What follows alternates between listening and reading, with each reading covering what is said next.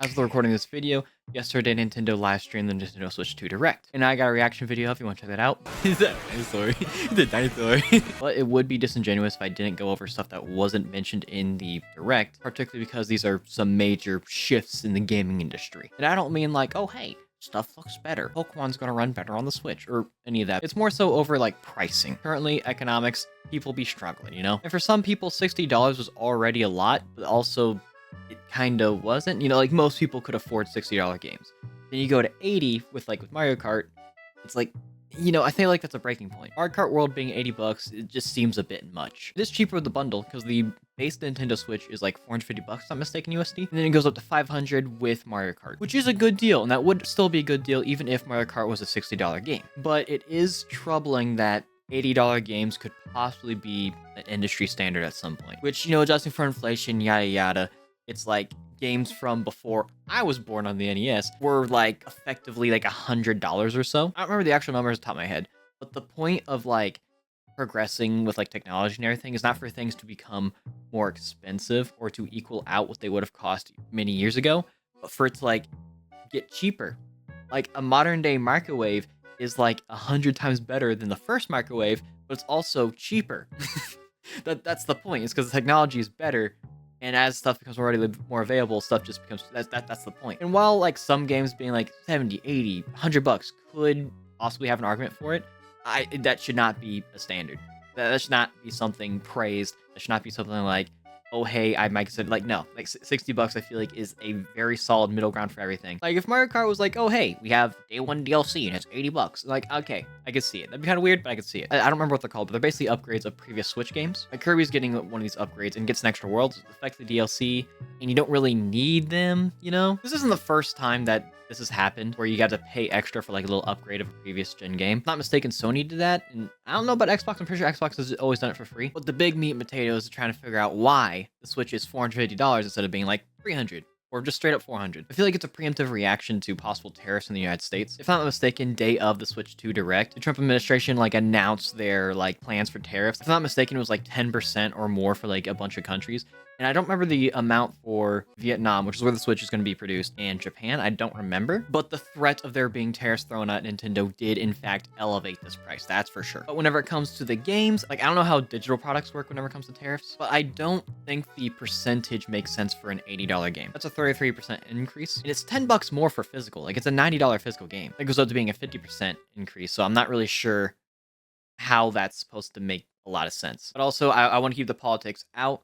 I do not care about your opinion. You should not care about mine. We are talking about Nintendo. We're talking about Pokemon. We're talking about Kirby. That's all that matters. I don't care about your political opinion, and rather the positive. I don't care. Keep it out of my comment section. I don't care. Like $450 for the Switch 2, I don't think is a crazy price. Like for most people, that's probably their major purchase for the year, with some exceptions here or there. Whenever it comes to entertainment, at least. And if it's like a family situation, you just throw the family console in the family room, you know, living room. And that's just fine and chilling, you know. It's more expensive than a Switch, sure, but that was kind of like expected. Whenever it comes to accessories, you can just get yourself a third-party bag, you know. Like there was an IGN video, which I might show, I'm not sure, where they go over the pricing of stuff for the Switch 2, which is very disingenuous because, like, why are you buying an extra dock? You know, like the average person does not need extra dock. The console should be coming with an AC adapter as well, which is, you know, the little thing you plug into the wall. So I don't really see the point in throwing that into, like, they're like, oh, the Switch is gonna cost $1,000. It's like, what are we doing here? Like, what are we doing? Like, I'm all for shitting on someone, but we gotta be realistic when we're shitting on them, you know? Because if we do it in like false stuff, then you're gonna get shit on. You know, it's like what's the point? Now, theories about the Pokemon pricing.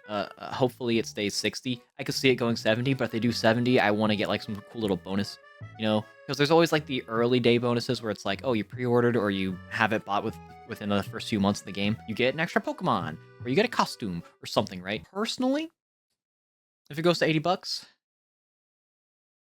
better come with strippers. But I do genuinely fear games being $80 in the future, right? Personally, I can afford an $80 game, right? But at the same time, if every game's $80, at what point can I no longer afford that game from a personal level, right? $80 is a lot of money. Like, for being realistic, $80 is a lot of money. Can you drop $80 right now? Most people are probably like, I don't know about that, Chief.